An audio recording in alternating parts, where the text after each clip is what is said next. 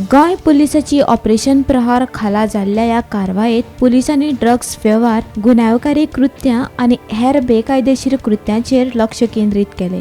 वेगवेगळे खाशेले युनिट्स देखीक जिल्लो पुलीस, एटीएस, अंमली पदार्थ विरोधी सेल, दर्यादेगेवेले पुलीस, येरादारी पुलीस आणि गुन्यांव शाखेचो आस्पाव आशिल्लो। ह्या कारवायेत NDPS कायद्या खाला 10 केशी नोंद जाल्यो आणि ड्रग्सा सयत 12 व्यक्तींक अटक केलो।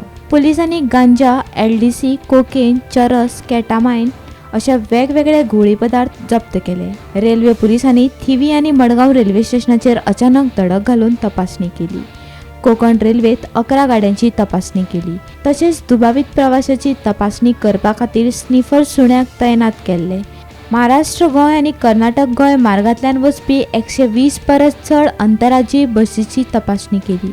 हे कारवायेत 500 वयर प्रवासाची तपासणी केली। ते भायर दर्यादेगेवेल्या पुलिसांनी बेकायदेशीर रेंव खणपाचो दुबाव आशिल्ल्या सुवातींनी अचकीत तपासणी केली। राज्यभरांतल्या वेगवेगळ्या म्हत्वाच्या सुवातींनी रस्तो आडवून हजारां वयर गाड्यांची तपासणी जाली। पिवन गाडी चलोवपा खातीर 50 व्यक्ती आड कारवाई जाली। वैध विजा नासतना गोंयांत रावपी 2 परकी नागरिकांकूय ताब्यात घेतलो।